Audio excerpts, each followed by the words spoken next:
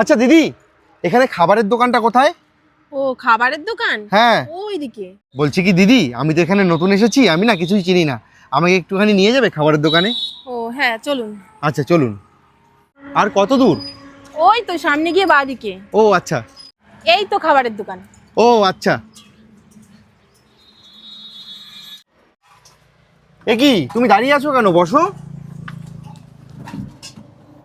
Biscuit খাবা? এই নাও খাও। না না না না, আমি খাবো না।